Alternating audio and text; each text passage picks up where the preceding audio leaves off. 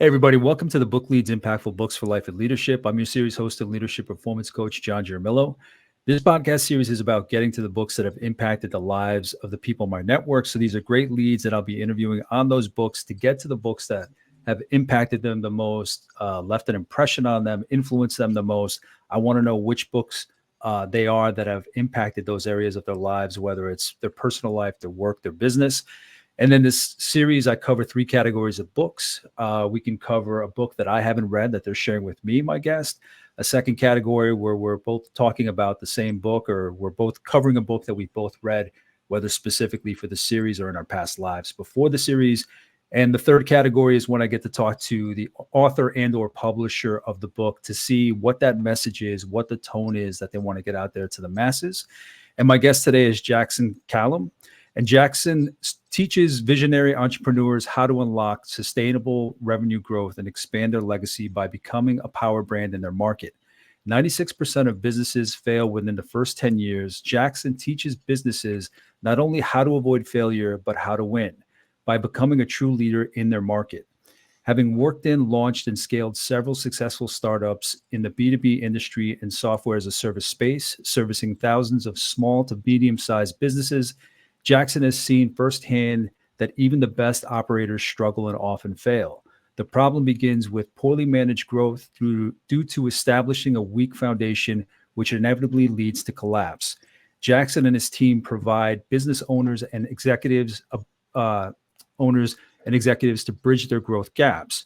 Collectively, they often fill the roles of COO, CMO, and CEO during this transformative process. Jackson and his team believe your key to success as growth occurs and operation shift will require that you evolve. Developing an incredible culture built around a clear vision dedicated to customer satisfaction must be the focal point of a company's mission in order to ultimately thrive. Most operators think they're prepared for this. The truth is they aren't. Personal growth will be necessary. Personnel shifts will occur. Cuts will likely be made as accountability begins to expose who your contenders are and who your pretenders are. It's not personal, it's business. And in order for everyone to win, a business can only afford to have leaders who pull their own weight, who add value to the mission, not anchors who will hold you back. Now, Jackson had heard about this series and what I'm trying to do with getting to these great books, but also hearing these great stories of people that are trying to make a difference in the world. I know it may sound hokey, but I've come to this conclusion. I want people that are out there trying to shift things, trying to change the world. We got to talking once he reached out, went back and forth, learned about each other's values and work. And here we are. I wanted to have him on, obviously, for this conversation. So, Jackson, thank you so much for joining me. John, what an honor, man. So, Jackson, in speaking about your career, the work that you're doing with organizations, dealing with the pandemic, everything that's come out of there, organizations are reprioritizing, people are reprioritizing where they want to work. The bio gives so much great information, but who are you today? What does that look like in the day-to-day, the work that you do with these organizations? Who am I today? I'm somebody who's very understanding. And I know that sounds probably a little bit hokey. I like that word. But making space for people where they're at is incredibly important, especially knowing that my true bold identity is as a son of God. But I don't throw that in people's face, right? And that's really important. So if I'm working with a culture, I've got to understand how to respect fully and honor that culture. So showing up and recognizing that, some organizations, the YMCA coaches kids really well, right? High schools coach teenagers really well to an extent, to a degree. And then the coaching world for professionalism, universities do a pretty good job of shaping people up. But when it comes to championship level behaviors and championship level dynamics, there's a different level. There's a different level of commitment. There's a different level of how you show up. There's a different opportunity for how we speak to each other. Executive behaviors are not appropriate when coaching Pee Wee football. But executive behaviors are necessary when you're talking about business organizations that are struggling tremendously. And we're often ignoring these types of principles, not taking the practices seriously that lead to tremendous growth. And yet we wonder why we're being left behind. Why are things not working out? So does it sound harsh? Maybe. It's just a different type of language though. And so Chinese, Italian, English, one's not right or wrong, but you've got to learn to speak the executive language if you're going to win at executive levels. So what does that look like in terms of the work that your team does? I mean, is it workshops? Is it one-on-one coaching? What are the other services you offer? Just to get a sense of the work that you're doing, what that looks like as we build into who you are and your background. We've got a model that models Deloitte, McKinsey and Company, Bain Capital, venture capital firms, virgin startups. What I'm saying is, no, it's not that simple. All the acronyms, the do it yourself, the done for yous, the done with yous, sure, all that's taken care of in those environments. But what we do is we open the doors for people to come in, learn with us. Is there some coaching involved? Yeah, sure. Is there some projects that have to get done together? Absolutely. Are there projects that our team can do on our own? Yes. But if somebody's looking for a boxed in solution, that's not us. The box they say to think outside of, John, Mhm. I never found it ever. I don't want to find it. I would rather work holistically with individuals. One of the things that's crushing companies is their marketing department is segregated from their operations department, which is segregated from their sales department. And how are you supposed to have a bridge that's harmonious and that comes together if all of these things are treated separately? And I'm working with 20 different contractors working with who I never meet. We all want each other's paychecks and we're all doing the maximum minimum in order to help out just to keep our job. And we're all kind of yes men to some extent. That's not a recipe for success. So we have to look at it more holistically and say, you know what, maybe I shouldn't have 20 to 30-minute phone calls with strangers only to contract them for the minimum payment and assume that somehow they're going to automatically know and inherit my full vision and know how to build with me. It doesn't work. Yeah. Jackson, they understand more about who you are, and how you ended up here, there's values in your tone, there's values in your word and how you express yourself. It's amazing, like, that I've picked up. I've always listened to people, but it's amazing how much more I've picked up when somebody starts speaking, how they're speaking, what you can pull out that they find important, the words that they lead with. So I'd be curious to hear about that as well, like your values and how you develop that. But that'll all be in this next question, where to understand how you ended up here, where did it start? Whether it was education, whether it was going straight into the workforce, whether it was family support, whatever it may have been, what did those first steps look like into your career? And then what did that look like to now? I'll try to simplify that. It started from a very young age. Growing up in two homes, my mom's home was phenomenal. My dad's home was awful. Having the contrast between both made me think on my feet a lot. My dad's an entrepreneur. My mom's an entrepreneur. My stepdad's an entrepreneur. My stepmom's an entrepreneur. My grandparents on both sides are entrepreneurs. So I grew up and watched people running, your blue collar businesses, and most of them carried a lot of debt while also having more privileges to be around, that other people typically don't have in life. So there was a lot of things that I got to learn about, and trying to convince my dad to pay child support. I was learning to sell at a very young age, pushing my parents apart when they're screaming as a 3-year-old and asking them to stop fighting. I learned how to influence, learned how to inspire people. So there was a lot of disciplines. My mom gave me the Motley Fool's Teenage Guide to Investments. I read that at 7 years old. So having an amazing structure with, again, a parent who was on the ball and a parent who was not, gave me a lot of insight into different things I could learn, taught me entrepreneurship at a young age. And I can't take those stories for granted. I wish I could make it sound like this path was easy. And that, I just went to Harvard. No, I went to BYU and I got a 0.33 GPA, John. I wasn't cut out for school. I had a 4.0 in dating, but I didn't know how to use the university. I didn't know how to behave in that environment and learn from that environment. So I found my way into startups eventually.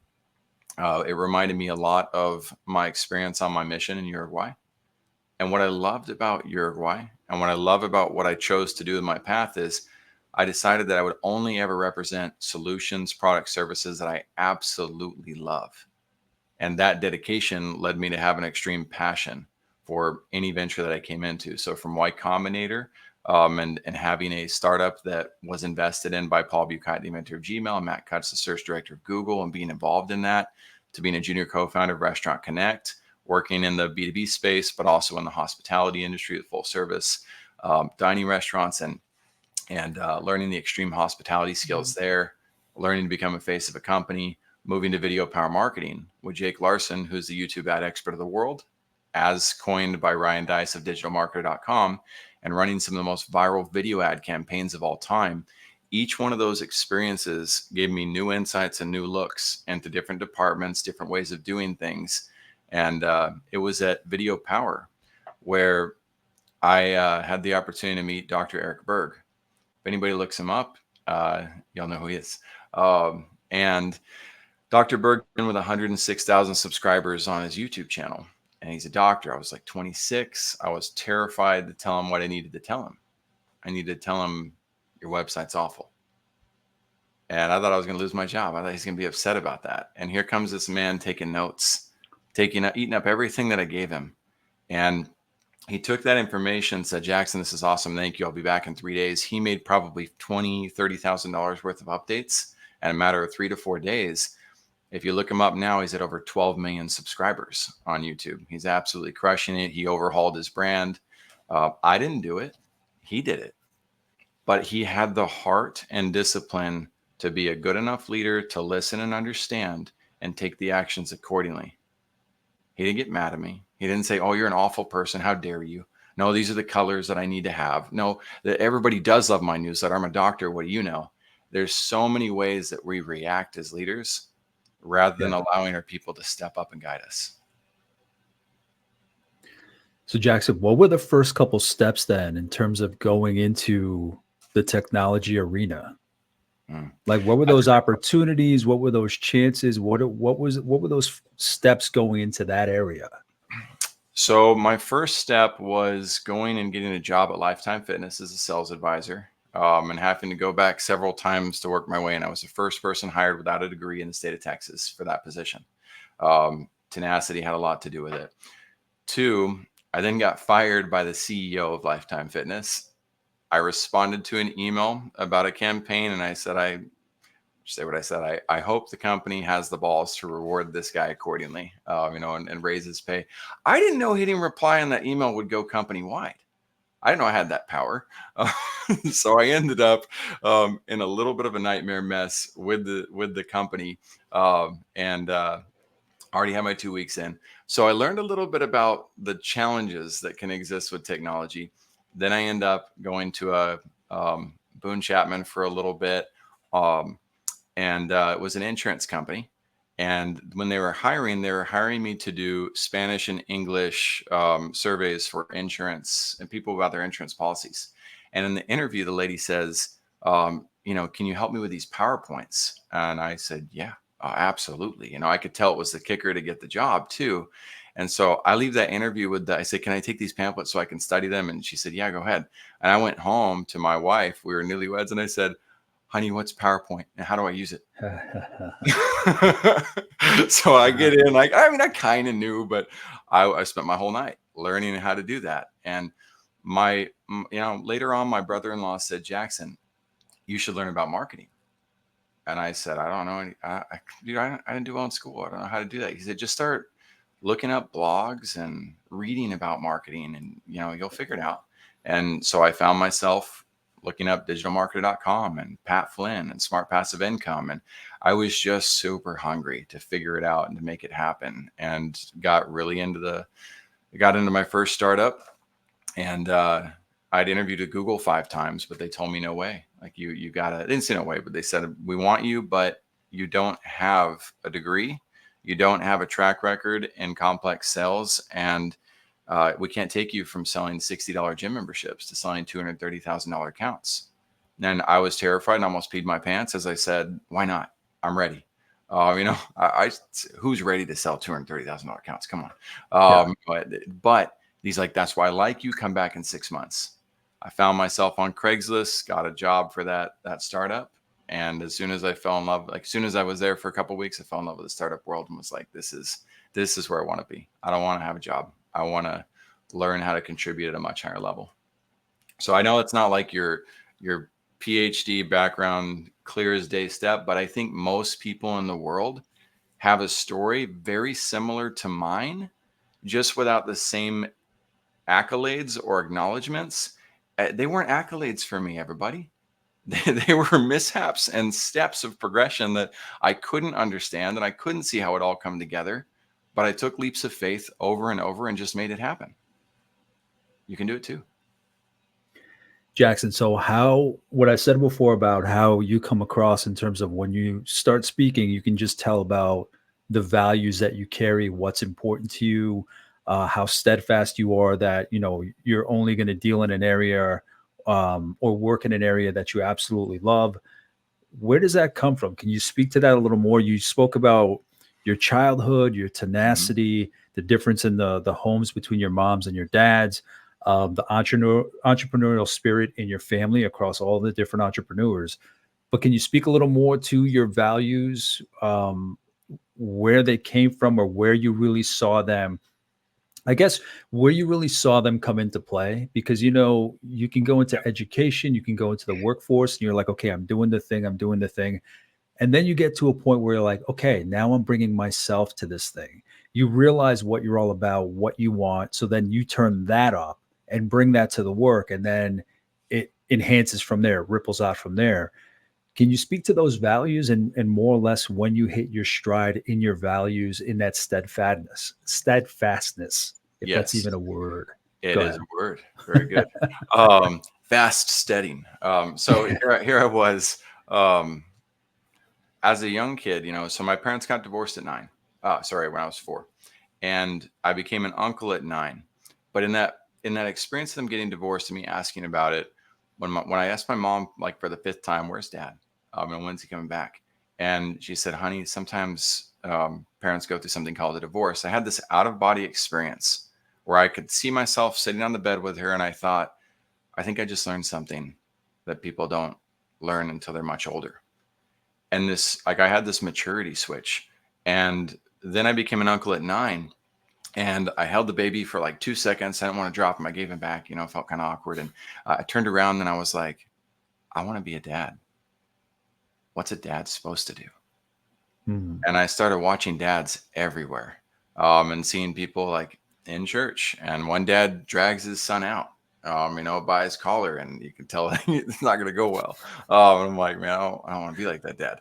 And then I see another dad pick his son up, go to the back, kneel down, put his son on his knee, and just whisper to him. And I can still hear the kid in the hallway screaming his head Yeah. off. And I can see this kid in the back that's, you know, being nurtured by his father and, recovering. And then they're going back and sitting down. I'm like, I want to be like that guy. So I was a student of life, always asking why, always asking questions, always getting the excessive talking mark in my classes in high school. And it's not a good thing to get. But here I go into, my 0.33 GPA. I come out, I take StrengthsFinder 2.0. So again, this is all levels, just levels. I just learned values my mom, let me rewind. My mom never wanted me to go in the oil field because my dad was in the oil field, and she had this trauma related to that. And I get it. 2 weeks on, 2 weeks off, you're gone a lot from your family. It's hard. And I took a very early look at what types of careers I would want and how I'd want to do things. But I would also look at those circumstances and say, okay, I don't want that for my family either. I want to be present. And I hear older people talk about, it's that time, it's that season of life where I start doing things that are more important to me. And I just had this inherent thought, like, well, he waited until he's 60 or 70 to do it. Why don't I just Mm. start today and do it? I don't care what people say. Like, there's plenty of musicians out there who do well. There's plenty of artists who do well, but I can start today and try to make that work out. So I just had something in me, a passion and a sense of purpose in me, probably due to uh, some steps that I was taking with my commitment to, instead of, again, honoring or fostering the anger that existed in my dad's home, taking the choice to stand for the values that I learned about virtues from my mom's home and saying, I'm going to follow these. And there's there's a lot of dynamic truths to that. I don't know if they're appropriate for this podcast, but I'm always happy to dive into the realities of what types of trials or adversities that I faced at a young age where I said, no, I'm not going to do that. I'm going to stay true to my values. And it's those that ultimately created an essence of light in my life that allowed me to focus and trust on my intuition, my heart, my mind, my alignment with what I would call spiritually the spirit. And so here I go with StrengthsFinder 2.0, fast forwarding again. And my number one character trait comes out as learner. And I was like, whoa, that's weird. I'm a 0.33 GPA kid who never finishes a book. And then I'm reading about it, and it literally says in my assessment that you don't finish books. It literally says that, you don't learn through curriculums and structure. You love to ask questions. And I finally felt validated as a student, realize, okay, this is me. And so using resources like StrengthsFinder, diving in and learning from great references, grateful for a sociology teacher in a community college that showed us an interview of Thomas Friedman interviewing others. He's a New York Times journalist. And my brain tends to sponge those opportunities and say, I'm going to be like that guy. I'm going to follow and model what he's up to. And I'm going to use this starting today to improve my life. I've never found somebody who can't be a mentor to me.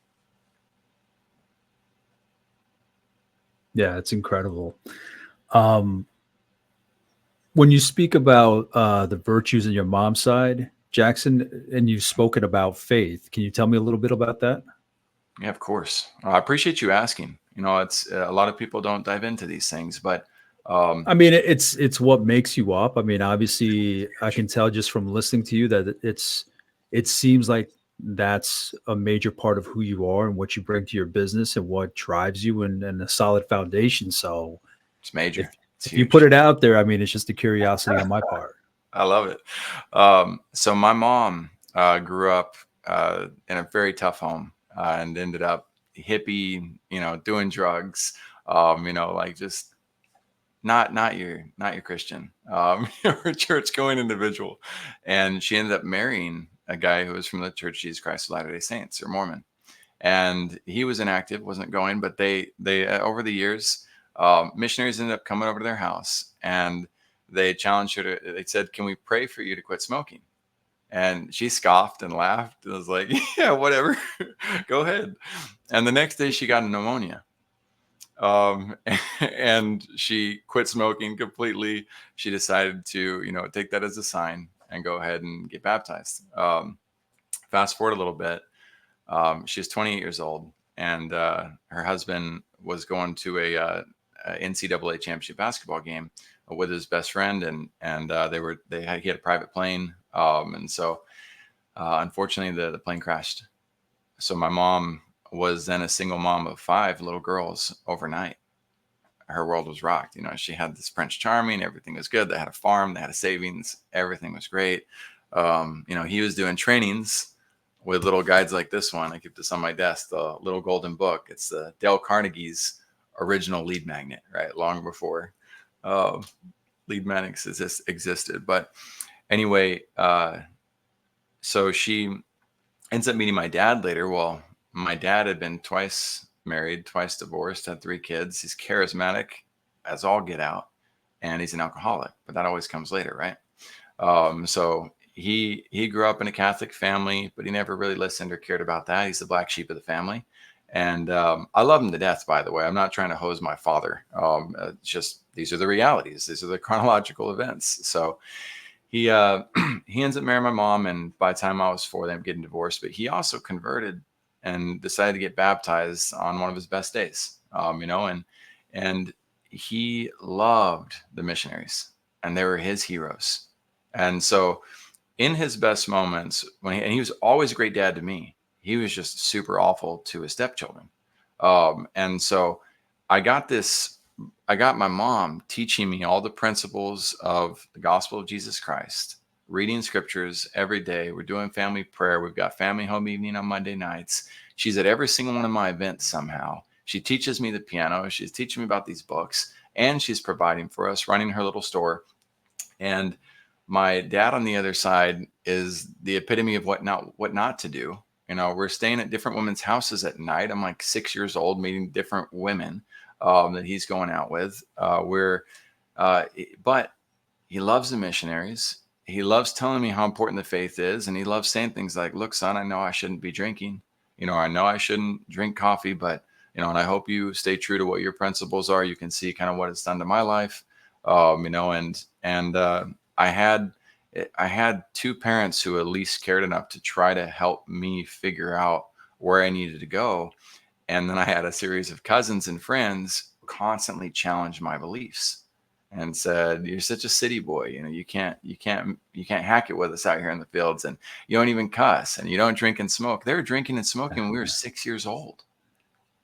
So I would go home crying about, like, man, like they just trashed me, and it gave me a lot of opportunity. I say home, I would walk back to their house and wait for my dad to show up 2 days later. And, and it was an experience where, and my stepmom, my dad, they'd fight, and they'd both just trash their children. Your children are sucky because blah, blah, blah. That was our bed night. That was our good night story. That was the song we heard. We heard things hitting the wall. They're yelling at each other. And so each one of those experiences gave me a unique opportunity to pray, to find out, not necessarily why did things happen the way they did, because when you're a child who goes through that, you don't feel like your life's any different or bad. You just go through it. Just like a child who's born without a right arm, they don't know they don't have a right arm until later in life, where it's drawn to their attention. They finally put two and two together. Somebody makes fun of them.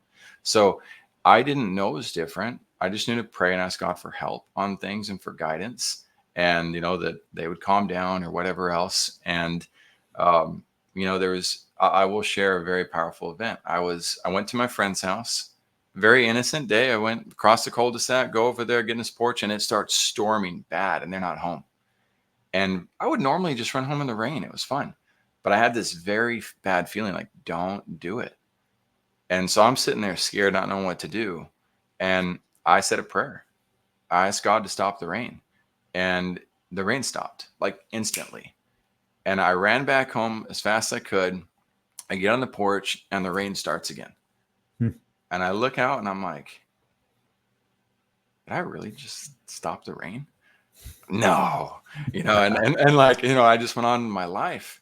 But I have had so many experiences like that throughout my life. And it took keeping that faith one step at a time, giving God the opportunity to help me in small and subtle ways that seem insignificant to everybody else or seem like casual chance, experiences. But once you've had enough of those experiences throughout life, and then you go on a mission to Uruguay, and every day you're helping people with that type of power and intent, it becomes undeniable. You realize, like, whoa, this is something that is worth modeling my entire life, no matter how bad of a person or good of a person I am, and I am both. I can still find my way back to following those principles. And that's what I do every day. No, and I appreciate you sharing that story, because, like I said, it's just a huge part of who you are. Mm-hmm. That's something that I get. That's something that I can just interpret from how you're speaking. Jackson, I think the mission to Uruguay was right after college, right around the college.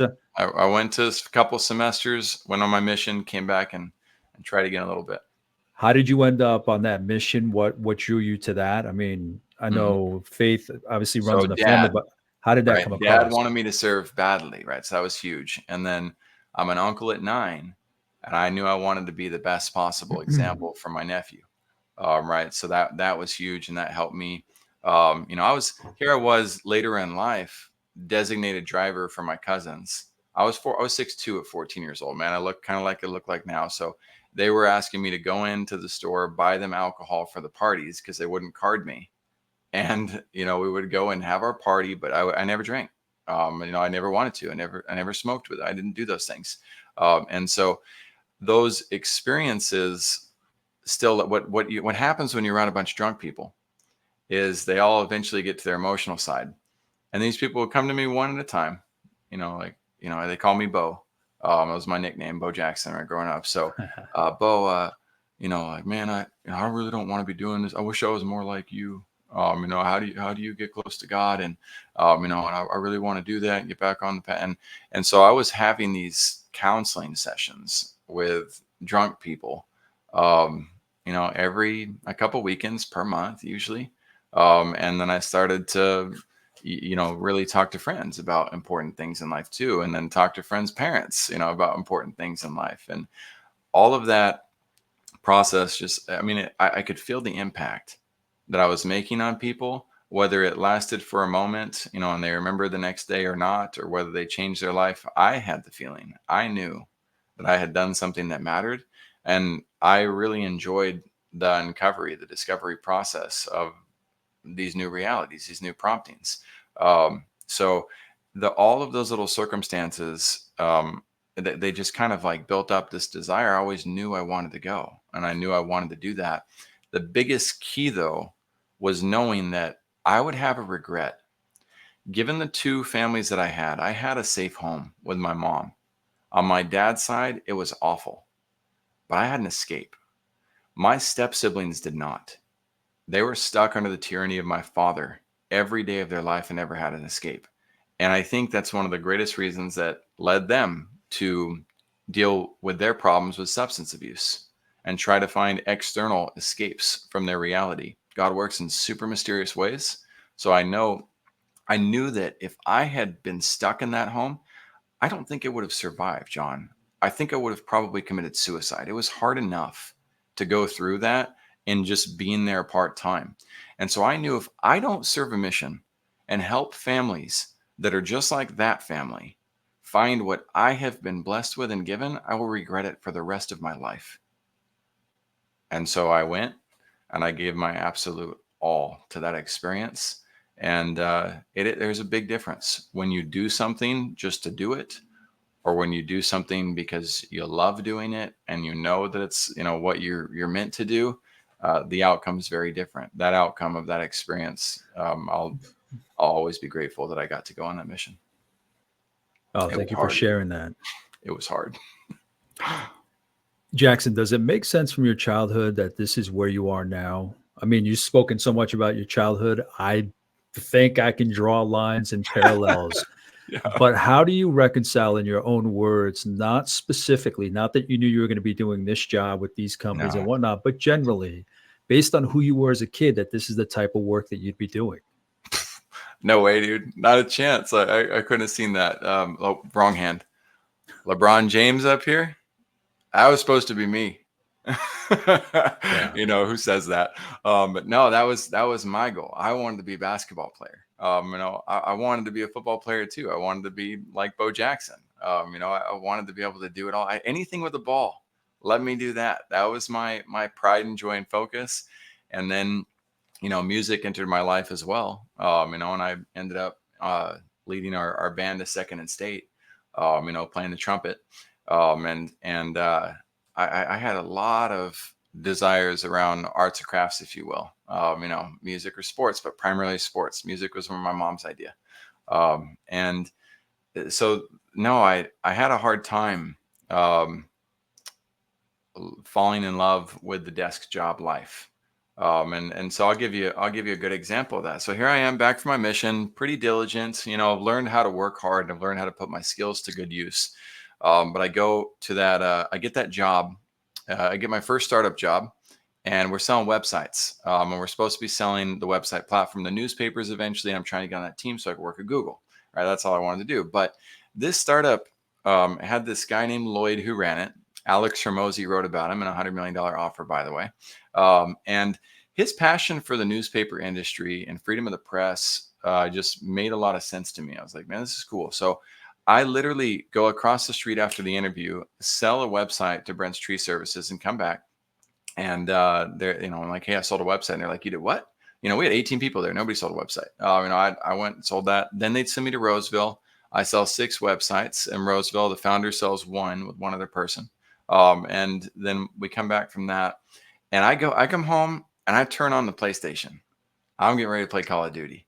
right? I sit down on our little $10 ottoman because that's like all we had, and I'm getting ready to play, and that's loading, and you know how load times took back then. This is 2011. And so here comes my wife, as sweet as can be, and she says, "Honey, shouldn't you be working right now?"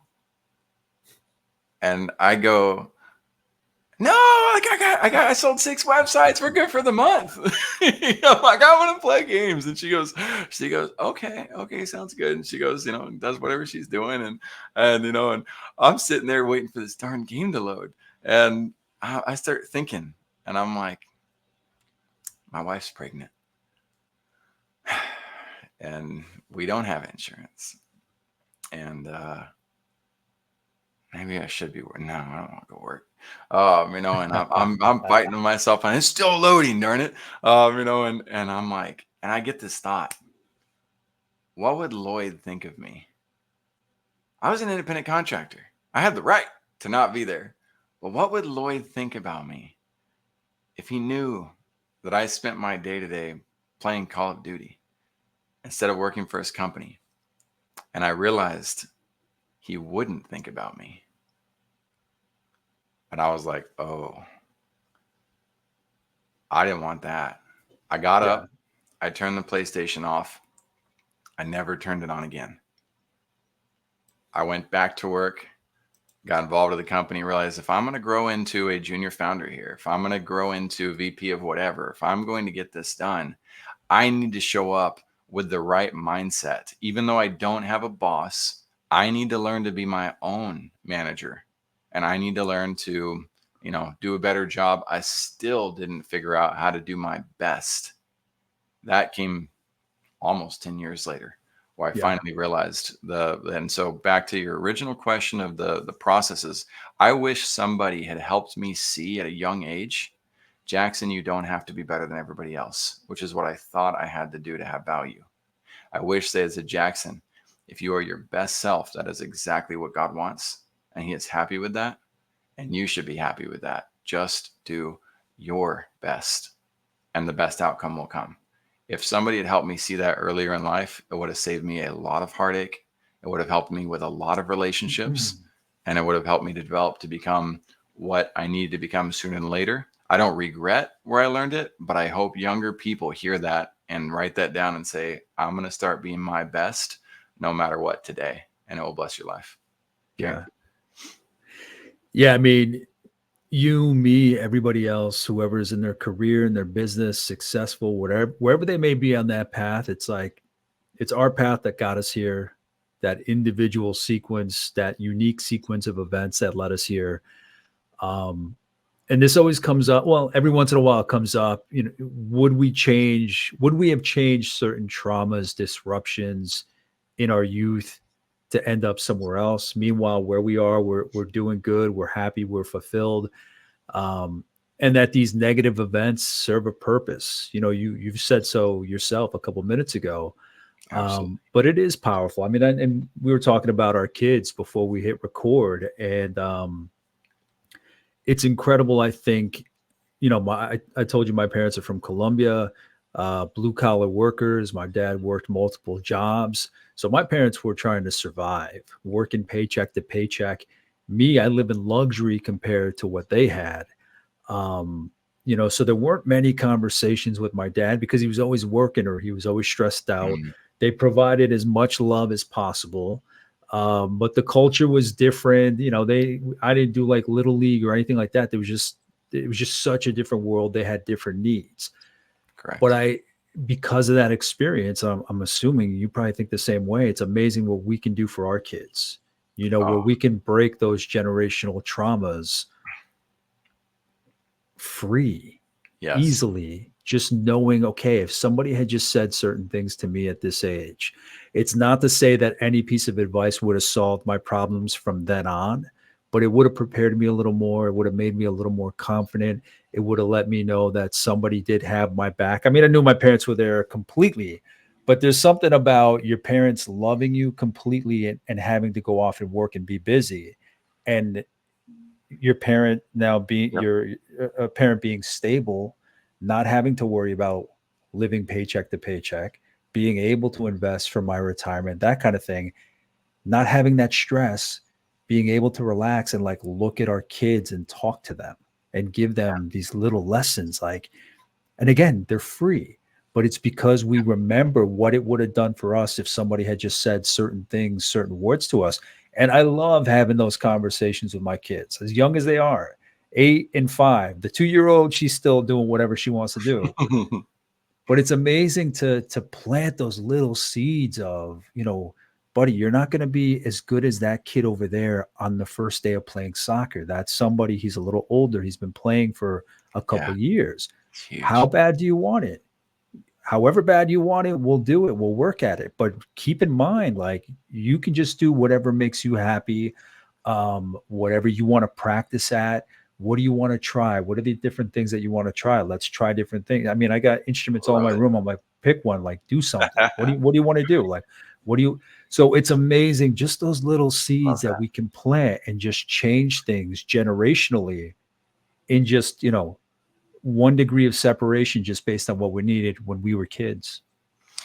Our rally cry at First Class Business. I wish I could pass you a trophy through the screen right now. Like, I love what you said, and I love what you're doing, John, because our rally cry is to create a full appreciation for family and the personal well-being within the workplace, not outside of it, not in spite of it, not secondary, not like, oh yeah, I know your family's important, but be here, and oh wait, my kids are coming in. oh, oh no, like, why do we act that way in the business world? It's not helpful. It doesn't bring good feelings. It doesn't make us motivated and inspired to show up and be better at what we do. You hit a couple points that I want to also dive in on, and that's that. One, I know what it's like to live paycheck to paycheck. I've been there. I know what it's like to guide my kids even through that, but with more resilience and more preparation than perhaps my own father would have, right? I got to stand on the shoulders of my giants too, whether it's dad or mom or others. And you mentioned being able to teach the kids how to go through those experiences. So I mean, I'm twice divorced. I don't want to collect any more of those trophies personally. Like, that's just a part of my life though. But when I was first divorced, my youngest was 3, my youngest from my first marriage. And that first night, man, oh my gosh, when with them over, and she's crying because she misses mom, but she's crying because she wants to be there with me too. And there was some things that the 3-year-olds have amazing ways to communicate. But as she's crying, I'm bawling. I'm trying not to bawl because I'm trying not to like affect her mood even worse. But I'm like, I can't help it. And so I tell her, it's like, why don't let's say a prayer, honey? And we said a little prayer together. And by the time I'm done with that, it wasn't a 2-minute prayer, and she was sobbing. She's out like a light, sleeping. And I'm just thanking God so much that He can help. He helped me in that moment, be there with her. And though I didn't get that when I was at my dad's house, that I didn't have somebody there to do that. Or my son, who's now got step siblings, and he's got feelings and emotions, and they fight just like any kids fight. And you're stupid, or you're this and that, and it's taking its own toll on on his self confidence, right? And so as I'm seeing signs of that, I'm having little family councils with them about emotions and the Mhm. iceberg of emotions. And we're talking about, how does it make you feel? And what can you do about that? And, if somebody's calling you dumb, what is that a reflection of on them? And what are all the things that you do that show that you're super smart? You're good at doing this, this, this, and this. And just being able to be there with them with all the modern technology and communication skill, YouTube and books, Child Whisper from 5 Dysfunctions. I'm sorry, not 5 Dysfunctions, 5 Love Languages. There's so many assets that we have that we can pull in and utilize to help our children process what they're going through in life. If we just take the intentional time to say, all right, what does my child need this week? In my case, or today, for anybody who's full-time parent, meaning you get to be there with your kids, me, normally and outside of summer, I get one Saturday every 2 weeks to Yeah. decide, how do I divide my time between 4 children? Do they need my help spiritually, mentally, physically, or temporally? And who needs my help the most? It's a humbling process of, I got to include God on that, because I don't know how to do that recipe without him. During the summer, we get 2 weeks on. We just had our 2 weeks. They're with me for 2 weeks. I'm still running the company. I'm still doing my podcast. I'm still doing all that I need to, but I've figured out disciplines of ways to be there with them. We're able to make it to the beach. We're able to have daily interactions. We're able to have dinner, and they're able to help with household chores and stuff. I had the best 2 weeks of my life with them. It was Mhm. amazing. I don't know how we got it all done. I have no idea, but it Yeah. was awesome. Everybody had great experiences. Nobody got seriously injured, which is huge. Nobody got sick. That was amazing too. So Yeah. we have lots of resources that other generations never had, and I do hope we maximize them. Yeah. That's amazing. It's a hell of a journey. Mhm. For it's equal parts generally beauty and just chaos and terrifying. But Yeah, it's the hardest thing I've ever done. It's the most rewarding thing I've ever done. absolutely. Um, it's incredible. So thank you for sharing everything about your family. Jackson, before we jump into the book, what does leadership mean to you? There's two types of leaderships, in my opinion.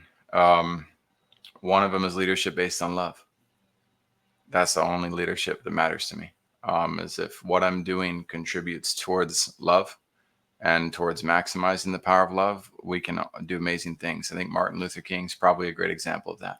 I think Mother Teresa is probably a great example of that. I think Jesus, I know Jesus is a great example of that. There's plenty of other figures out there that we can gravitate towards, and you can see the virtues and the realities of what love can bring to people, whether they were poor or rich. It doesn't matter. They're still greatly. Nelson Mandela, I think he found his way towards that as well. And then the other side of that, um, there's a leadership by coercion, by manipulation, by telling people what to do, by controlling people, by, again, selling. I have no business telling you what you should do, John, for your podcast. It's your podcast. I might invite you. That's a loving leadership. But if I tell you what to do, or say, if you did this, you'd be more, I don't know what make you more successful. That's between you and God. I couldn't have told J.K. Rowling, hey, don't write that book on that napkin. Follow my strategy instead. She wouldn't be a billionaire right now. The napkin strategy is not the one I recommend, unless you'd work Mm. with her. But I don't have the ability to control what's going to drive your outcomes. So what's that other leadership side? The opposite of love is hate. And so it may not come across as straight up Hitler at first, but the vices, those little intricacies of trying to control people, or trying to coerce, or allowing expectations to dictate and rule our hearts, that sense of entitlement that comes with that, it's so easy to have the instinct of self gratification, right? Of diving in and seeking what I want, and going after that in very simple, subtle ways. But that, if we simplify it, leadership is driven with love or with hate. And if I can't feel love and the way that I'm leading, then I need to take a step back. And I need to. What you need to do, I don't know. But I need to take Yeah. a step back and realign myself with the virtue that's most important to me. Yeah, it's amazing how many people, when thinking about leadership, the word love, the idea of love, the consideration of love just wouldn't even occur to them. Yeah. Maybe not because they're uncomfortable with it, but it just doesn't occur that leadership and love, they see love as just like romantic. Well, You our, know what I our, our mean? language has ruined it. I don't mean to interrupt you, but this is one of my passion subjects. It's in English, there is no change to the word love. In Spanish, amar is a verb. And we learn that very easily, amando. Like it's Mhm. uh, the idea to love is something that is not just romanticized. I mean, it's so much broader in other languages. In the English language, I literally thought growing up, love was something that you get, right? That you want to feel. It's something I want to have. Yeah, I could have learned that it was something that you do, but I didn't. I missed the mark on that. I didn't see it. And so it wasn't until years later where I'm like conceptualizing that, like, wow, like I've always sought love because I wanted love, and I've given it, but not like dedication to it, not in the form of using it fully. We've done the same thing to the word hope. The only time we use hope in the English language is when we want to say that I hope he doesn't screw it up. Yeah. Man, I hope so. Like we have ruined that virtue. It's amazing to me how our adversary has twisted our words. Humility. You look up the definition of humility right now, it says to have a low view of self-importance. That's not the original definition of humility. The Jewish definition of humility, the Hebrew definitions of humility, you look that up, it is a full appreciation of oneself and everything else around. That's the exact opposite of a low self-esteem. Some Yeah. people say, try to be humble and say, oh, like I'm not that important. And it's like, that's not humility. That's a very good point. So It's yeah, a very good point how much, like you said, phrases, words, how they get hijacked. yeah. And if you study the word, what it's meant, you'd find that you'd be capable of it too. But Yes. in most words, it's just like, okay, this is the definition of it. That has nothing to do with me. And so you lose that opportunity. You lose that capability that you have because it just doesn't register. Like love means romantic. So I can't love coworkers. I can't love people that work Correct. for me. I can't love, if you don't understand the definition of and its variations and its possibilities, you kind of lose out on all that. Correct. I learned that the hard way though. Getting married my second time, my second wife, she only spoke Spanish. And so I thought I knew enough to keep up in that relationship. And as time went on, and I already had lessons, I knew better. But as time went on, if you accidentally speak with an innuendo as a 14-year-old, people know that's funny. He completely messed that up. But when you're a 35-year-old man who makes a mistake and it seems like you speak perfectly, you do not get the benefit of the doubt that you did not know what you said. It becomes a very dangerous reality fast of whoa, whoa, whoa, whoa. There's more to these words than me trying to get it. I thought I said the same thing you did, but I didn't realize the context of a man can't say that to a woman, but a woman can say that to a man in the culture, or somebody from this region understands it different than this region. I get to see that now because of the Colombians I work with, the Peruvians, the Mexicans I work with. I work with a lot of Latinos. And so they'll say like, did you understand that, Jackson? And I'll stop and I'll go, Cynthia from Peru, did you understand that? And she goes, no. I'm like, it's not a gringo problem this time. Yeah. It's all of us. It's incredible. It's incredible where it's not even a cultural thing, meaning from country to country, but even just regionally throughout those countries. And each country, the different meanings that can have from the central country to the northern country it's incredible. It just to New York, to Louise. What I'm saying is I got to see it more clearly with Latinos, but the same exact reality exists within our own language, and we are not even aware. Very good point. So, Jackson, at this point, let's jump into the book you want to cover. If you can, introduce the book and how you came across it. Absolutely. So here we are, 5 Dysfunctions of a Team by Patrick Lencioni. How did I come across it? Embarrassing. I was recommended to read the E-Myth and to read the 5 Dysfunctions of a Team 8 years before I finally read it. Right. And the 5 Dysfunctions was an inspirational pull. First I read the E-Myth and finally, right. And it was after losing 3 clients and over years, not clients, prospects. And I saw the theme finally that all 3 of them had asked if I had read the E-Myth. And I had said no. And they didn't have an immediate change, but it was a pretty swift gravitation away from me. And so on the 3rd time I realized it and I went and read it, it blew my mind, changed everything about business. I was like, holy crap, this is Can incredible. you tell me a little bit about that? Yeah. About it? Yeah, I don't think I've heard of it. The E-Myth, people would say it's the entrepreneurial myth. I think it's also the emotional intelligence myth. I think it's also the empathy myth.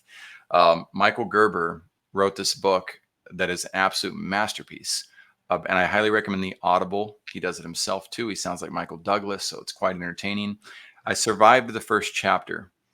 I will say that. not my favorite chapter. And then as I continued to go through, I was like, he's working with this lady on her pie shop, and every experience she's having and every situation he's guiding her towards, you're like in the heart and mind of every entrepreneur on the planet. It is the most profound experience. Then you get to the end, and the last chapter is one of the most majestic chapters ever. And I was like, wow, this book is an absolute masterpiece. So big shout out to Michael Gerber for what he did with that.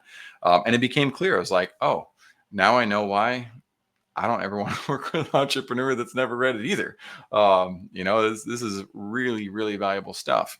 So then I finally said, well, if that was that powerful, and this book came to mind, 5 Dysfunctions of a Team, I decided to listen to that one as well. And same thing, but to another level.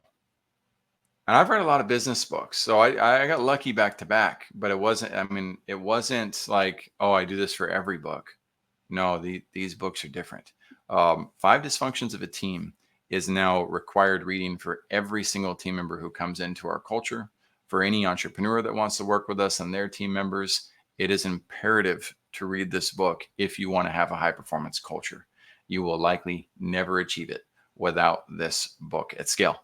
And that poster behind me, this is our iteration. And we do give credit to Patrick Lencioni on this, but we are so dedicated to the concepts of this book and the importance of it. There's Patrick Lencioni. This is his graphic for high performance teams versus dysfunctional teams, and how you've got to understand how to get people to make the shift from dysfunctional behaviors to high performance behaviors. And unless they've worked in extremely championship level cultures in the past, they're probably going to come into your company with a whole lot of baggage and past experiences with bad managers, bad bosses, bad environments. They're not going to be ready to understand the disciplines of a high performance environment without training within a high performance environment. And the cool thing about that poster, you have any questions before I talk about that? No, go for it. Okay. So these, again, I can never summarize the book for Patrick. It's just amazing. But the way he writes it is based on a fable of this lady named Catherine, who comes in to be the CEO of a tech company, a young tech company, and she's older. And so she's kind of got everything going against her in this environment. The company's not doing well either, which is why they're bringing her in. And she decides that for her first 2 weeks, she's just going to shadow and listen and not take any action or really discuss anything with anybody. And everybody has a little bit of a panic and a fit about that, and what's she doing here? I got to pause and ask you as a leader, not you, John, but those listening in, do you take that type of time with executives when you hire them? Because I don't see it happening. I don't see anybody doing that in the small business market, especially. It's get after it and go. Don't think twice. Don't ask me second questions. Go build. How am I supposed to build your vision, John? If I'm building my interpretation of your vision without really talking to you, it doesn't make sense. Let's stop that behavior, entrepreneurs. So so this pyramid that she came up with and he came up with to teach this story, it starts at the very bottom with trust. You have to establish trust with your teams in order to have a high performance culture. And if you don't have, you've got the lack of trust, there's symptoms for it. And there's symptoms of great trust cultures. Just like if I'm in shape and healthy, I'm going to have symptoms that show I'm in shape and healthy. If I'm out of shape, I'm going to have symptoms that show I'm out of shape. You can measure both sides. So if we have a lack of trust, here's what our office sounds like. And some of you are going to cringe. People who dread meetings, people who avoid team members, people who hesitate to ask for help, people who conceal their weaknesses. How many entrepreneurs drive that, right? As they're driving, like, no, we don't need to talk. Well, we need to talk about all the things that are positive. Like, oh, you guys are screwed. Right. Then on the other, the trust side, do we have a safe environment to speak up? I rarely see that. There's so many entrepreneurs who are super thin and can't hack it. They can't take feedback. They don't want feedback. They don't want the team members to talk to each other about problems. No, Ooh, we have to create safe environments to speak up if we want a high performance culture. Team members who are actually helping each other, not commanded to help each other, they step up and help each other proactively. Leveraging the strengths for the sake of the team, not just for the personal ambitions. That's just one level. Or that's the very bottom level. If that's not established, nothing else will work. We have to get to that level first. But then she breaks down conflict and healthy conflict, which is a championship level necessity, essential, critical, or a fear of conflict, which is what drives our world right now, which is what most people have, is they don't want feedback. They don't want the conflict. They don't want the arguments. It's not healthy to debate. You shouldn't have said that because that's going to offend so-and-so. Good luck. I'm not getting involved in that type of environment. Yeah, I mean, we're talking. This will be posted, in a couple of weeks, but we're talking the week after President Biden said he's not going to run. And one of my friends had said, there's somebody that I follow online, and one of my friends was like, "Oh, I was mad at him because he was telling Biden that he should step down because of whatever." He was just really pushing for Biden to step down, really pushing. I'm like, yeah, but. And regardless of your political affiliation, siding, whatever it may be, I told him, I'm like, yeah, but he was saying that out of need, out of concern, out of consideration for him. The way he was expressing it was, I would tell him, listen, sir, your performance at the debate was not up to par. I don't think that this is going to work out. These are the reasons, and here's how we should move forward. There's a difference between that and just saying he's just too old. He's got to back out. You know what I mean? So there's a difference between being honest with somebody and saying, but this is what I see. This is our path forward. These are the reasons why I'm saying saying it with tact, saying it with respect, saying it with courtesy. So that conflict part is one that stands out for me that you're describing. Trust, of course, but that bleeds into the conflict part as well. I mean, one of my favorite books is Radical Candor. Yes, great book. I've been told in the past that I'm opinionated. I guess you could call it that, but it's mostly, and I think it's very much. And here's what I want, John. Because we have a championship level culture, we want your opinions. Yeah. People who are championship behavior individuals get crucified in dysfunctional teams and companies.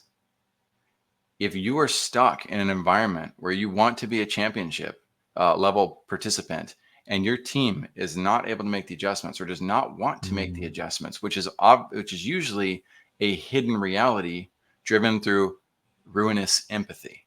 Yes. Based on radical candor, right? Yes. And so unless you've read a super complicated book to really learn how to move that entire tribe, this book is a very difficult, amazing read, though, Tribal Leadership. Then one of the best things that somebody can do that's in that environment is get out. I made it out of my dad's house. I graduated early. I needed to go. I left the state. I needed to find myself in entirely new relationships because my life would not have ended up where I wanted to go. Yeah. Had I stayed trapped there. We can make moves. We often say we can't. We can make moves. I'm not saying it's easy. I'm not saying you should. Absolutely. There's caveats to it, but there's a difference between saying, oh no, but you're the son, you got to stay at home, you got to make it work, you this and people say that in the workplace, or they'll say it on a team, obviously. No, we can make this work. Let's just stick it out. People don't want to quit. For me, quitting is like you getting out of a situation that doesn't, I mean it solely as leaving a thing. Okay. People look at it as quitting is lack of commitment, lack of character, lack of values. Right. Me quitting becomes the ugly quitting when you haven't learned something. But you can leave something that isn't working for you. You can leave something where you've given your best and it's not working for you. I think it has to work for all parties involved. So there's just so many different pieces to this about telling the truth, telling it like it is, and getting what you deserve for yourself. 2 books, same concept. Healthy boundaries in marriage and boundaries in the workplace, so you can read either one probably and get the same thing out of it.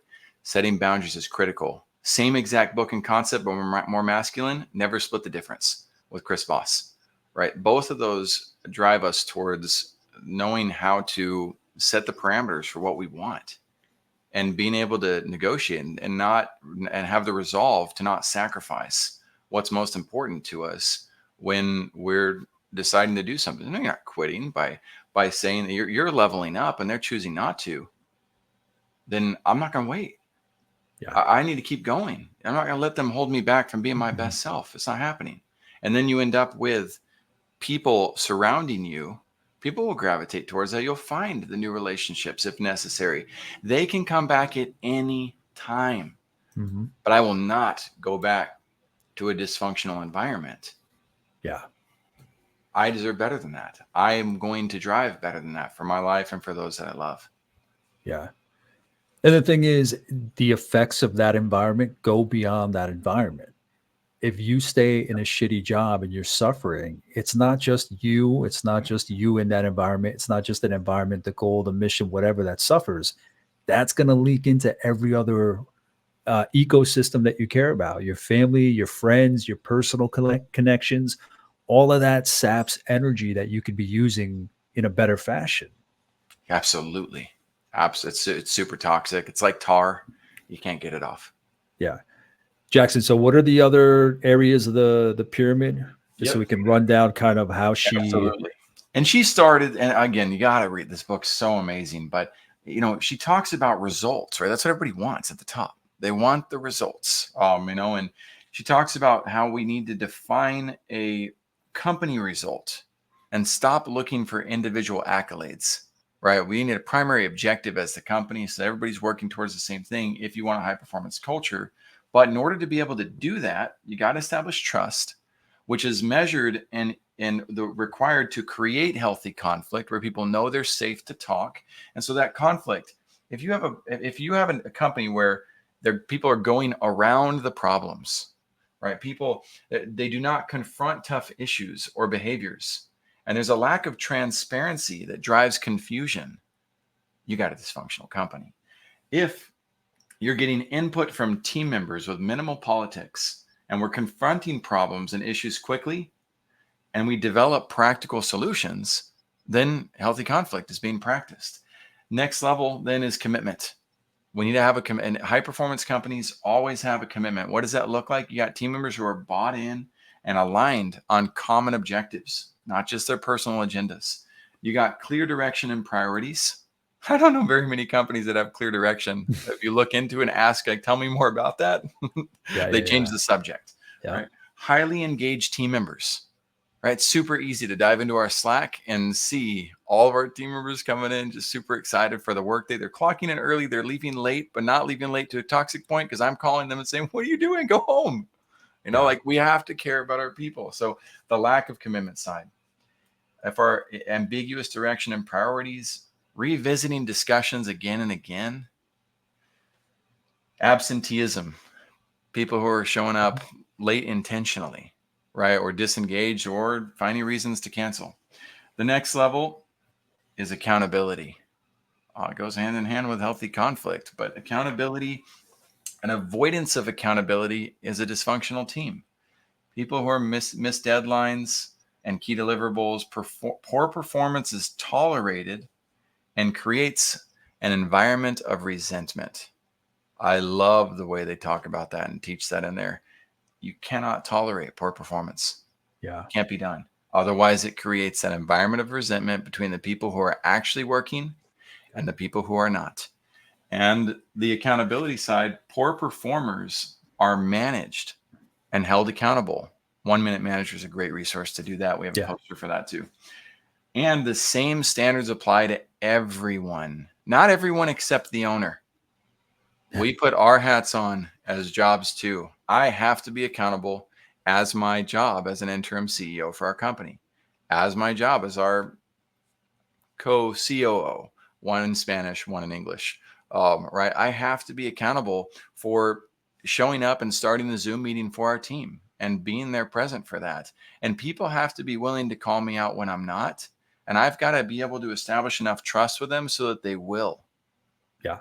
And that is a constant effort and process as a leader to be willing to do, which the benefit of is people show up and do amazing things. So the results and the inattention to results leads to, of course, poor performance and results. It's an easy way to see that you got a dysfunctional team, and high team turnover as well as another sign of a dysfunctional group. So those leaders who say, well, I hired this person and they didn't do it. And I heard these people, I paid for this course and that didn't happen. And I paid for that. How many fingers are you going to keep pointing at yourself while you keep trying to point at somebody else? We've got to own it. So on the flip side, when we have all of those aspects in our company, you do end up with outstanding and recurring team results and a highly engaged and motivated team. Again, I would be happy to share my screen and show our Slack right now. It's like my birthday every single day, John. Coming in Sure, and seeing go ahead if you want. people. Let's do it. Yeah, let's do it. Let me see what's there. Watch everybody quit. Just kidding. Let's do this. All right, sharing screen, pulling up Slack, personal memo, and let's go to daily meetings. So I should find more time to look at the reports from the evening before. At the same time, I do have directors for that, and we have a team that engages and does their duties. So you can see here, everybody's supposed to be out by 6 p.m. You got Valentina at 6:14, Diana at 6:24, Maria Victoria at 6:27, Andres 6:30, Luisa 6:31, Cindy 6:35. Then here comes our Philippines team, Hani, Ange, and Anna with their good evenings. And then right in the morning, 9 o'clock, when everybody's supposed to be in, 8:57, 8:57, 8:58, all with these fun emojis too. And I know this isn't the full reflection. You guys wouldn't want the full reflection of all the team recordings that we have. But if you met any of these teams, one of the greatest ways to figure out how a culture is doing is to go to some of the new team members and ask, how's it going? Right? Go to, how do you like working here? What do you think of this experience? Without my involvement, I would love to see people talk to my team and care. People won't. They don't know how to lead like that. I think that's the most frustrating part, is how before bringing in, we're in the coaching consulting space, right? Very important. But even before any of that, it's amazing how much you can get just by like the common courtesy, being human, the free stuff. It's amazing what little gestures. I'm fascinated by that. It blows me away. Little gestures, what they can do. It's amazing how often you don't hear, how are you doing? Oh my gosh. No, we I'm don't. not, No, I'm not we here don't do to that. check on the status of a project. I'm not here to check on the status of a deliverable you have. Work aside, how are you doing? You have an incredibly important program on your website, John. You got one that's about establishing leadership in the virtual world. I've been working from home since 2010. Yeah. I may be twice divorced, but I got to be there for my children as an at-home dad the entire time. I got privileges nobody else has ever, most people have never gotten the dream of. And I chose, we sacrificed a lot to be able to make that happen. And I'm grateful for it. So why am I talking about that? We had near collapses at Restaurant Connect because of what you're talking about. Right, our first couple of years, we were excited to work online. We lived 2 blocks from each, 2 miles from each other, all of us, and yet we never saw each other in person, and our relationships became extremely transactional. Hey, John, did you get that done today? Oh, you didn't? Okay, can you get it done for tomorrow? Thanks, man. Have a good day. I don't want to be on Zoom. I don't want to waste your time. Bye. Right, and it just came like that. So we go to the Restaurant Association show in Chicago, and we get there, and we're like, oh, we are still friends. We all really do like each other. Cool. This is fun. Next year after that, same thing, but even worse. Like we're like now more at each other's throats than ever. And like there are things that need to be done. There are trainings that need to be put into place. No, my team, we come in on Monday. We have a late in the day. Our first meeting is at 11:45. Why? So that everybody can catch up on what they need to. And nobody's coming into that meeting like, oh, stressed. If somebody's late, we care. Yeah. Hey, are you okay? Is everything good? We don't make a big same thing. I don't care if somebody's 7 minutes late. They're not opening my bank, right? It would be different based on the role. But so many entrepreneurs want things that just aren't practical and don't make sense. So they come in and they're all there. They're all showing up. They're doing the thing. We come in and I want to first find out how everybody's doing. Well, we're going to be shifting our Monday meeting to our Tuesday meeting. Another optimization. Why? Because on Monday, I want to know how everybody's weekend went sincerely. And this Monday was the perfect time to talk about it because everybody was noticeably happy.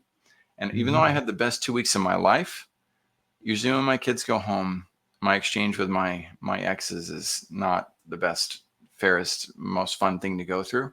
So I had a pretty difficult Saturday and Sunday. And so Monday, everybody I could tell was pretty happy. And I let them know, I was like, guys, I had a rough weekend. Like it was really tough.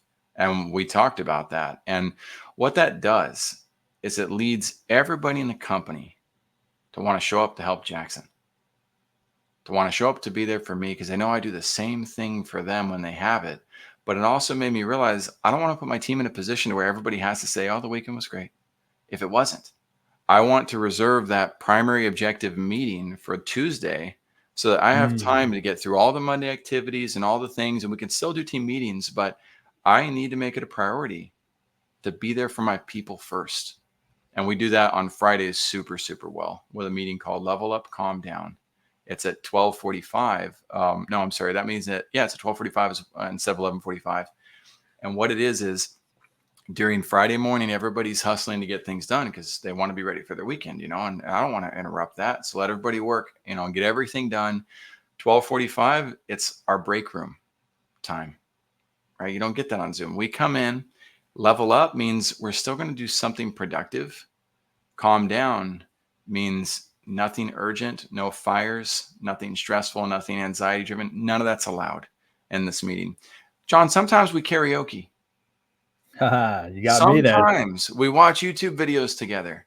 Most of the time, because of all the cultures that are involved now, we're talking culture. I'm like, what does this word mean in that language? What does this word mean that? What word did I say wrong this week? Most of the time, we're going through an order of newest person to most senior person. What are you happy about this week? What are you excited that you got done? Or the team members helped you with? And we have a celebration. It's from 12:45 to 2. And what ends up happening is everybody leaves that meeting reinvigorated to finish the day super strong. Nobody's clocking out early. Nobody's disengaged because they feel worn out. They're all excited and happy that we took the time to celebrate each other, to build our relationship. Then we finish the day strong and we all go into the weekend. Some of us want to work on the weekend. We work on the weekend. Yeah. Nobody has to. Some people want to. And that is one of the coolest feelings as a visionary, is to see your team showing up because they want to. Jackson, in a few sentences, how would you pitch this book to somebody? We've gone through the details, right? We've gone through not all the details, but a good overview. But if you wanted to capture somebody in a few sentences, what would you tell them about this book? The 5 Dysfunctions of a Team has absolutely transformed my life and all of my relationships. I've had pretty good relationships, but good doesn't cut it when you want a great life. This book is the key to learning how to have a great life as a leader.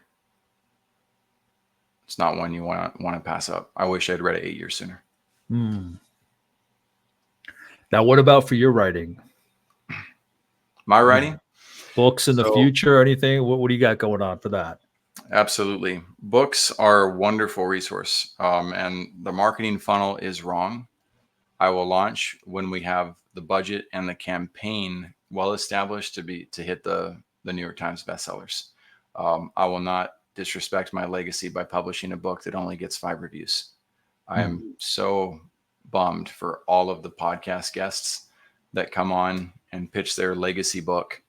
And you got 200 agencies that you work with, or 500 customers, or I'm supposed to get the biggest breakthrough of my life, then why do only 5 people review your book on Amazon? Where's your mom? Why didn't she review it? Like what the heck, that it's one of the most, it would be like having the worst TED talk, the one with the least amount of views. Yeah. People do not understand the negative power that can come from prematurely launching your book and launching it wrong. So I'm very passionate about that too. So there's that one. The Third Parent is another book that I put on pause. I was ready to release it right before COVID hit. And the power and importance of the message of that book and how simple it is would have been overrun with all the PR and media that Joe Biden and Donald Trump were able to drive for themselves. During, I was like, no, I'm not launching a book right now. That's supposed to get global attention. Those are two of the books. Another one is Dead and Broken. Jobs Are Dead and Universities Are Broken, A Guide to Freelancing. Started writing. That was the first book that I got 80 to 85% written and ready to publish. Thank you, Chandler Bolt from Self-Publishing School, for your funnel and teaching about how that goes. And Ashley DeMoke-Tateo of DeTeoPublishing.com for giving me guidance on that. Rakisha Pittman from Go East Retreats, entrepreneur, author, speakers, trainers, all phenomenal publishers. Amber Vilhauer of NGNGenterprises.com. Those are all people I highly recommend when you're researching the process of publishing your book. That book on freelancing, I was getting ready to launch it along with a podcast called Talking in Circles, podcast about principles and how most people think you're just talking in circles, but you and I know we're building fundamentals. And so I like that. I'm watching Jimmy Fallon one night and I'm like, man, what if I was on here interviewing for my book and Jimmy were to say, hey, Jackson, what's your wife think about your book? Oh, my wife hates me. I was like, yeah, I don't really want that going public at this time. I was going through the middle of our possible saving our marriage, maybe divorce situation. Yeah. I had this incredible empathy for all the singers out there, who sing love songs that they wrote for somebody special and they're stuck the rest of their life singing it. How do you do that? And so I said, nope, I'm not launching the podcast. I'm not ready for that. I'm not launching the book. I need to take some time to figure out how do I want to show up publicly.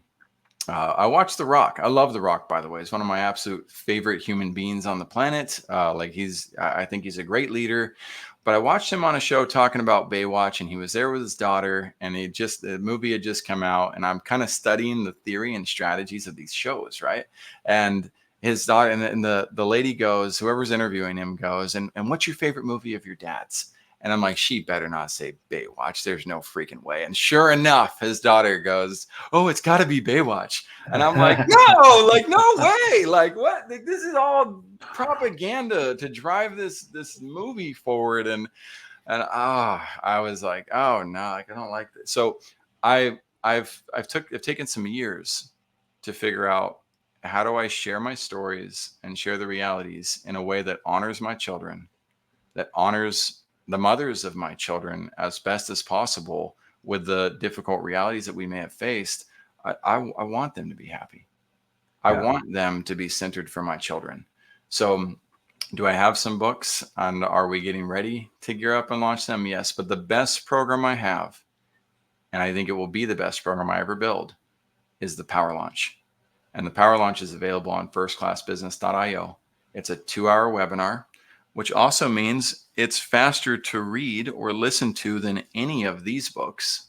And all of these books and a few more were all the books that I wrote that program and designed that program based on knowing that I wanted to help entrepreneurs be able to establish their legacy the right way and be able to build $20,000 in new revenue growth for their brands within 45 to 180 days. And I wanted to create that program in a way where they could have absolutely free access to it and do it all themselves with their own teams if they wanted to, or see the infrastructure and say, you know what, maybe it would be a good idea to hire this company and to work with these guys to help me build this. But that program is live, available, free, only with the promo code I give you. It's $5,000 a month to work with us on it, or $49 a month based on what I say in the webinar. Why do I do that? To drive away the people who are so dysfunctional, they can't have healthy dialogues about finances. Our Yeah. pricing is arbitrary. I've read a lot of books on it. The price is never the reality of the value that you get. It's a negotiation process. And if I don't want to work with you because you're difficult and you really want to work with me, you don't need me, but you really want to, you're kind of difficult, my price is going to go up because you're sucking the life out of me. You need to pay for me to be able to keep my life in order. And if you're easy to work with and you're looking out for the win-wins and you want to share with us and you want to grow well, just like if I were to interview as a chief marketing officer or chief executive officer for Nike, they're going to negotiate with me too. Hey, I want one more week off and I'll take $10,000 less salary. Is that cool? I'm like, yeah, that sounds great. Hey, I want a different benefits package. In the small business world, we tend to have small minds and we tend to say, what does it cost? And let that deciding factor for working together. Well, if you go and try to recruit LeBron James based on cost, it ain't happening. You take LeBron James, a blank paper, and you say, what do you want, man? You know, like, we want you at our franchise. Let's make that happen. Yeah. We need to become much better at recruiting if we want to bring amazing people into our companies, not recruiting based on fear and based on, I don't really know what I'm doing, how to do this. Get help. There's lots of us who are willing to help and mentor on that.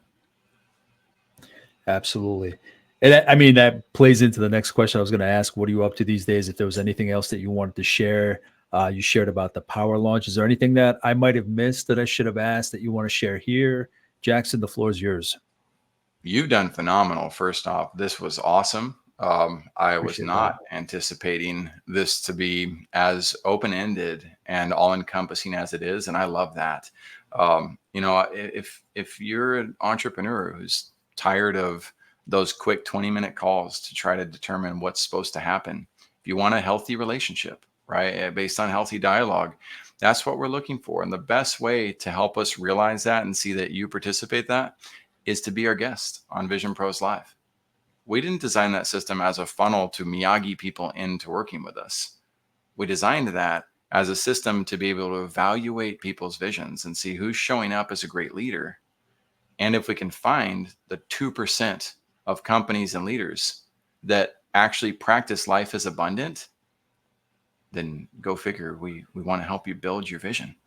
That's fun. It's super fun to build visions for people who are amazing. And we want to make sure that we're working with great leaders who have the confidence to maintain their vision, not somebody who comes and asks me how to build their vision. It's not about that. They need to ask me about how I might help and contribute to and what systems we use. But I also need an executive who's going to push back based on what they know, and that healthy conflict's a big part of it. So you've done a phenomenal job, John. I've taken a lot of notes on how to have more centeredness on my own show. I hope you get involved with what we're doing with Oportunidades. As a Latino leader, my team would, they're not going to drool on you, but we might all drool a little bit as you come on our show. So thanks for this. No, I appreciate that. And, you know, like I mentioned before we started recording, we had gone back and forth. This is the first time we're really speaking face to face, but love what you're doing. I'll try to be as much of a part of what you're doing as I possibly can. Likewise, I'm subscribed, but I'm going to have my team. I'm going to tell them all, like, go subscribe, go follow this John guy. He's doing the interview stuff right. This is so cool. No, I appreciate you so much. And again, we covered five dysfunctions of a team, leadership fable by Patrick Lencioni.